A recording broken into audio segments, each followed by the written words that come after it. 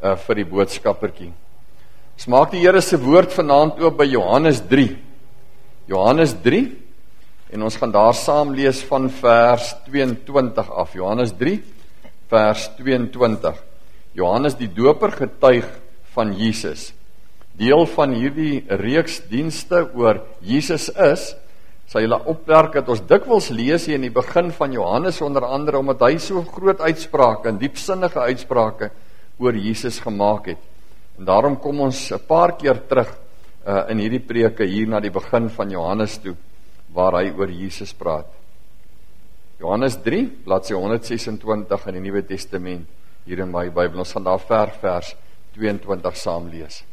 Ek wil hê as gebed, terwyl ons die woord gaan lees, moet ons sing uit lied 442. Lied 442. Hierna het Jesus en sy disippels na die platteland van Judea toe gegaan. Hulle het 'n rukkie daar gebly en mense gedoop. Johannes was ook besig om te doop by Enon, naby Salem, waar daar baie water was. Die mense het na hom toe gekom en is deur hom gedoop. Johannes was nog nie in die tronk gesit nie. Daar het toe tussen Johannes se volgelinge en 'n Jood 'n woordewisseling ontstaan oor die reiniging. Hulle het na Johannes toe gekom en vir hom gesê: "Rabbi, hy wat oor kan die Jordaan by u was, van wie u getuig het, weet u, hy doop ook en almal gaan na hom toe." Ons nou die aand ook die stukkie gelees oor, hy toe sê hy moet meer word en ek minder. Johannes het hulle geantwoord: "Niemand besit enige bevoegdheid om iets te doen as dit nie in die hemel aan hom gegee is nie. Julle self my getuies dat ek gesê het, ek is nie die Christus nie, ek is maar net voor hom uitgestuur. Die bruidegom is die een aan wie die bruid behoort. Maar die vriend van die bruidegom staan en luister of hy kom en is baie bly wanneer hy die stem van die bruidegom hoor. Daarom is ek nou met blydskap vervul." En dan hierdie versie van nou die aand: "Hy moet meer word en ek minder. Hy wat van bo kom is bo almal. Hy wat van die aarde is, hoort by die aarde en praat die taal van die aarde. Hy wat uit die hemel kom is bo almal. Wat hy gesien en gehoor het, dit getuig hy. En tog aanvaar niemand sy getuienis nie. Wie sy getuienis aanvaar het, het daardeur bevestig dat God geloofwaardig is. God het hom immers gestuur en hy spreek die woorde van God, want God gee hom sy gees sonder enige beperking." En dis ons teksversie. God het hom immers gestuur en hy spreek die woorde van God, want God gee hom sy gees sonder enige beperking. Die Vader het die Seun lief en het alles in sy hand gegee. Wie in die Seun glo, het die ewige lewe. Wie egter aan die Seun ongehoorsaam is, sal die lewe nie sien nie, maar die straf van God bly op hom. Vers 34 is ons teksversie met die tema: Jesus is die een wat die Heilige Gees onbeperk besit. Vers 34 sê: God het hom immers gestuur en hy spreek die woorde van God, want God gee hom sy gees sonder enige beperking. Hierdie lei mense onvermydelik na een van die kernvraagstukke in die Bybel. Een van die kernvraagstukke in die Bybel. En dit is die geboorte van Jesus. Die begin van Jesus, wat deur die Heilige Gees is. As daar twee groot vrae is in die geskiedenis 2000 jaar lank, wat mense, behalwe die vraag oor die drie-eenheid van God, wat by Konstantinopel in 314, die huidige Istanbul beantwoord is, hoe dat God is, die belydenis daaroor gemaak is die twee ander groot vrae is die maagdelike geboorte van Jesus en die opstanding van Jesus. En is al twee gebeure waarin die Heilige Gees 'n groot sentrale rol speel in sy lewe. Johannes maak hier 'n diepsinnige uitspraak. Johannes sê klomp goed wat mens weet, gewone mens sou dit nie kon sê nie. Gewone mens wat in dieselfde tyd as Jesus op aarde lewe, sou nie hierdie insig hê om dit te weet nie. Die disippels het dit nie geweet nie, hulle het dit nog nie verstaan nie. Petrus, hulle nie een van hulle het verstaan wat hier gebeur nie. Maar Johannes die Doper, wat ons ook kan sien as die laaste van die profete, wat Jesus sê, hy is die grootste. Jesus sê by geleentheid, hy is groter as Elia, want hy is die laaste een. Almal van hulle verkondig die koms van die Messias. Maar Johannes die Doper het die voorreg om die laaste wegbereider, een wat die pad vir hom gelyk maak te wees, en wat die laaste aankondiging maak. En wanneer hy hier in Johannes 3 vers 34 sê, Jesus kom van God, God stuur hom, en hy besit die gees van God sonder beperking, dan maak hy 'n verskriklike groot uitspraak. In die Ou Testament lees ons dikwels dat die Heilige Gees in mense werk, maar by geleentheid, dat die Heilige Gees kom, en 'n profeet besonder begenadig om uitsprake te maak, Jesaja by geleentheid, Jeremia, Elia, om dinge te sê. Maar nie een van hulle het die Heilige Gees volledig besit nie. Hy woon in hulle nie. En hier kom Jesus, en hy het hom. En natuurlik sien ons dit vanuit sy geboorte. Want enige mens wat gebore word gebore uit die intieme verhouding tussen man en vrou. En daar vind bevrugting plaas, en daai klein mensietjie word gebore, behalwe Jesus. Daarom bely ons dit ook elke Sondag as deel van ons belydenis, wat vir ons verskriklik belangrik is in die belydenis wanneer ons beleef, en ons glo in Jesus Christus, sy enige gebore seun, ons Here wat ontvang is van die Heilige Gees, wat gebore is uit die maagd Maria. Uit die maagd Maria. Jesus wat gebore word as die verhouding tussen God en mens, wat daarom volledig God is, maar ook volledig mens. Ek weet, ons lees nie baie die Heidelbergse Katekismes nie, maar in vraag 35 van die Heidelbergse Katekismes staan daar, dit beteken dat Christus, wat ware en ewige God is en bly, die ware menslike natuur uit die vlees en bloed van die maagd Maria, deur die werking van die Heilige Gees aangeneem het. Dat Christus, met ander woorde, ons het almal net een natuur, ons is mens, dis my natuur, sondig, nietig mens, dis wat ek is, maar vrygekoop in Jesus. Maar Jesus kom en hy twee nature, hy is God volledig, hy bly God, van altyd af, en deur geboorte heen, en tot sterwe, en tot opstanding, en tot hemelvaart, bly God. Maar hy word ook volledig mens. Volledig mens net soos ek en jy. Volledige babietjie, volledige klein kindjie, volledig jong mens, volledig groot mens. En daarom wanneer hy aan die kruis sterf, is hy volledig mens, wat pyn beleef soos ek en jy. Wanneer mense teen hom draai, dan het hy hartseer soos ek en jy. Al die gevoelens wat ons het. Want anders kan hy nie vir ons aan die kruis sterf nie. Dit help nie, want 'n sondaar kan nie vir 'n sondaar betaal nie. 'n Skuldenaar kan nie vir 'n ander skuldenaar, as ek in die skuld en bankrot is, kan ek nie vir jou betaal wat bankrot is nie, al het ek jou lief en ek wil so graag, wat help het, ek kan nie met my skuld vir jou skuld betaal nie. En daarom moet iemand kom wat nie skuld het nie, wat uit die rykdom van sy genade moet betaal, en dis Jesus. En hy is die enigste een, wat vir my en jou kan kom betaal. En daarom is hy middelaar, en daarom is hy verlosser, Heilige Gees en mens verbind. Tweede iets wat ons hiervan lees, is die salwing met die Heilige Gees. Ons lees hier by sy doop, dat ons lees dat die Heilige Gees oor hom gekom het, en openbaar dat hy die vreugde van God het.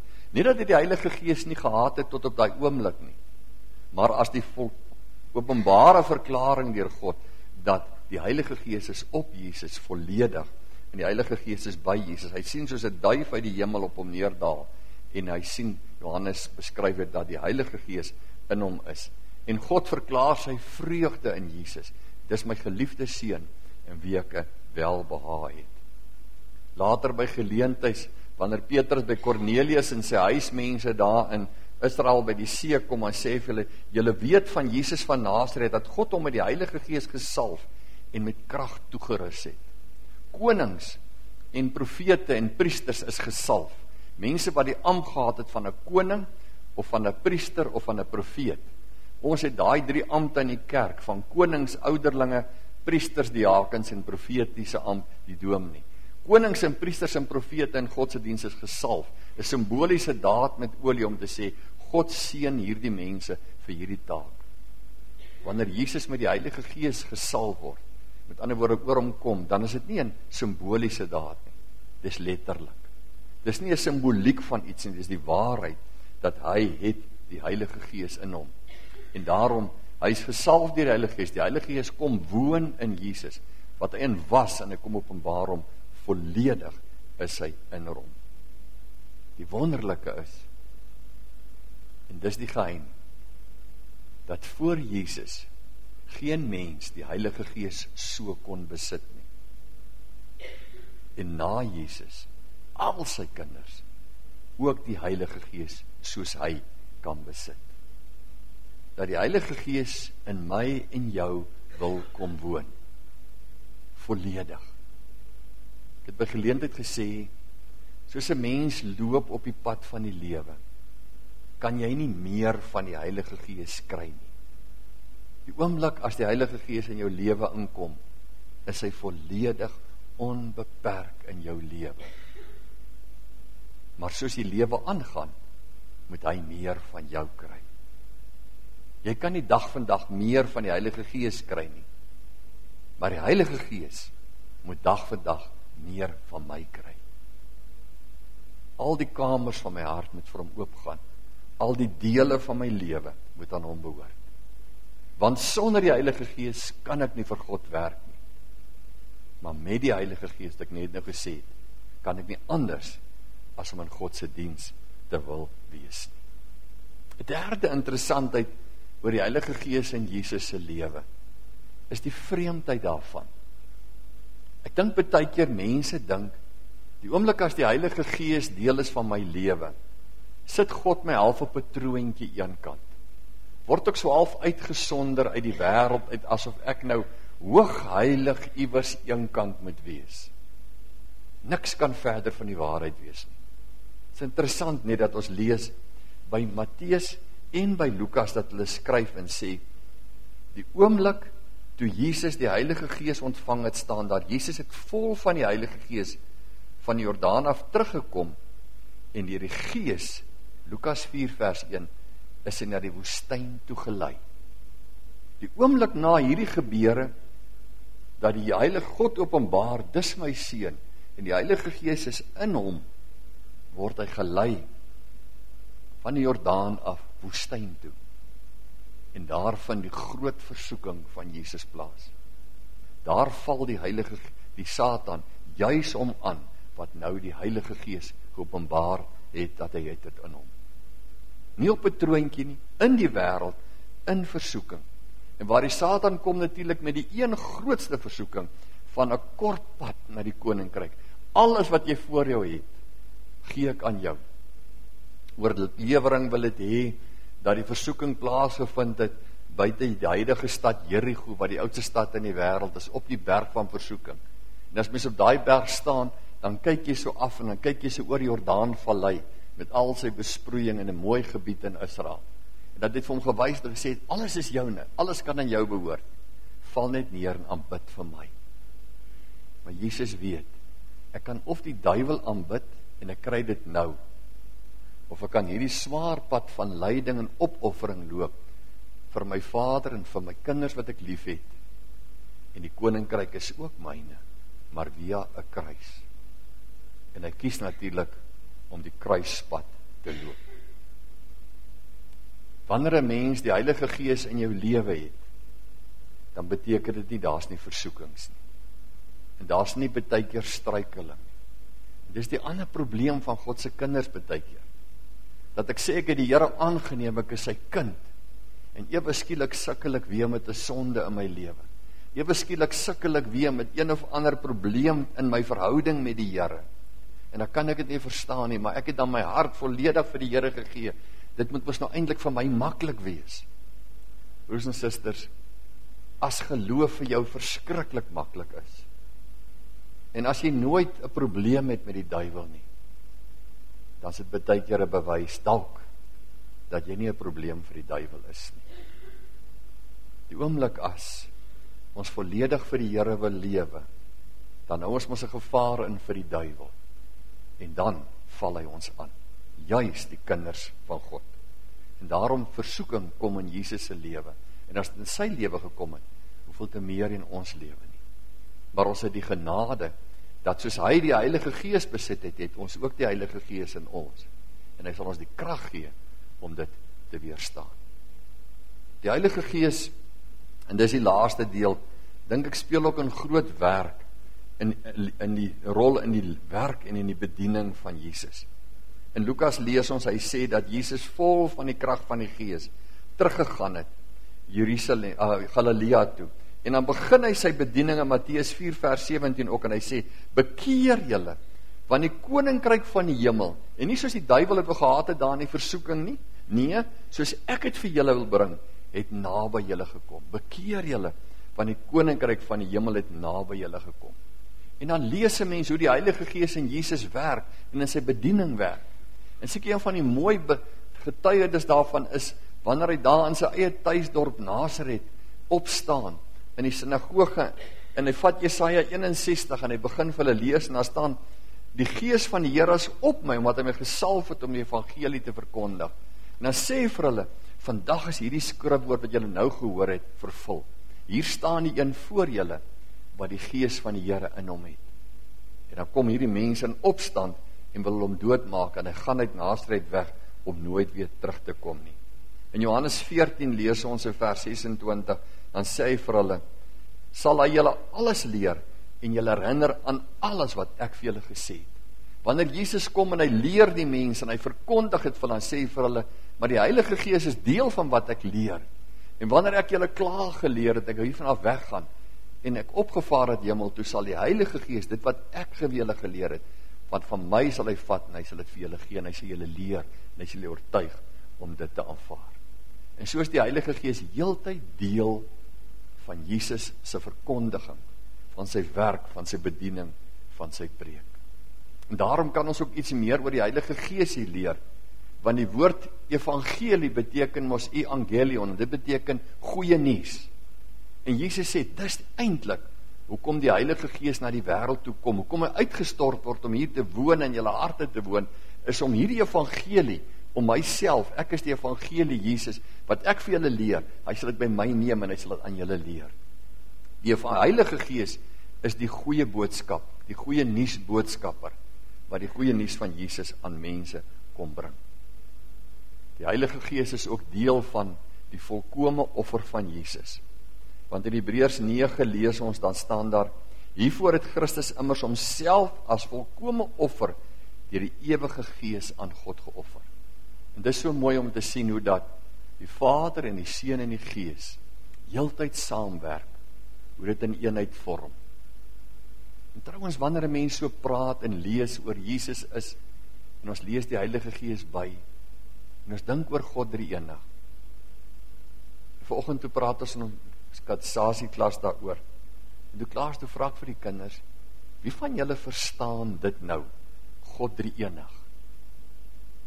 En toe sit hulle so lank en party steek so effens 'n vingertjie op. En toe wil ook nou nie vir my wys, hulle verstaan nie eintlik wat ek nou verduidelik het nie. Maar hulle weet ook nie mooi nie. En toe steek ek my hand op, toe sê ek verstaan dit nie. Toe is dit vir hulle vreemd, toe sê ek, julle moet altyd onthou, geen mens kan God ooit verstaan nie. Ons glo hom. Daar's 'n verskil tussen om in iemand te glo en om iemand regtig te verstaan. En met die woord verstaan bedoel ek kan dit verklaar. Ek verstaan hoe 2 en 2 4 is. Maar ek verstaan nie mooi hoe 1 + 1 + 1 1 is nie. Want die gewone wiskunde is 1 + 1 + 1 3. Maar in God se wiskunde is 1 + 1 + 1 1, volledig, drie-enig God. Niemand verstaan die hemel nie. Niemand verstaan ewige lewe nie. Niemand verstaan die hiernamaals nie. Niemand het nog ooit verstaan hoe God geskep het nie. Hulle probeer na eeue dit verklaar. En niemand kan ooit God per se verstaan nie. En daarom ook in hierdie reeks spreuke oor Jesus is, dink ek nie, ons verstaan vir Jesus, en ons verklaar hom asof ons nou alles oor hom gesê het, en nou weet ons presies hoe Jesus is nie. Dit kan geen mens ooit weet nie. Hy is God, en ons is mensies. En ons glo in hom, en ons weet 'n bietjie van hom. Want alles kan ons nooit met ons klein verstandjies weet nie. Alles van hom kan nie in 'n Bybel beskryf word. Hy gee maar vir ons net dit wat ons met ons klein verstand kan verteer en verstaan. met ons eie klein verstaan, maar ons glo. En ons glo dat die Heilige Gees in Jesus gewerk het, op wonderlike wyse. Die wonderlike is ook by die opstanding van Jesus. Die ander groot vraag van mense deur eeue heen, het hy regtig opgestaan?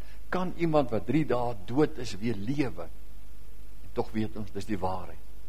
En hy wat die wêreld geskep het, vir hom is dit maklik. En as dit so mooi om te lees nie, dat by geleentheid in Romeine 8 staan daar, dat Jesus is opgewek, Romeine 8 vers 11. So asof die Vader het vir Jesus opgewek.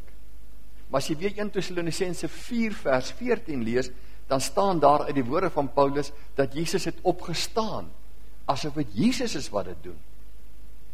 En dan dink, dit klink teenoor mekaar.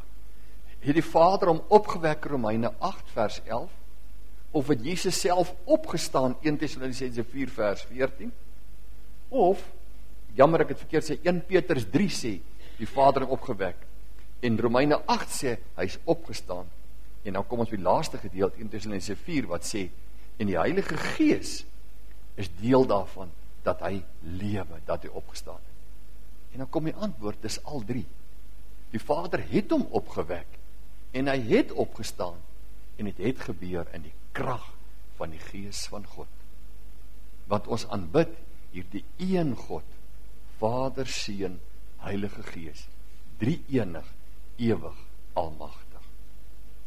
Die een wat die Heilige Gees onbeperk besit, Jesus Christus, en hy is ons Here, ons Verlosser.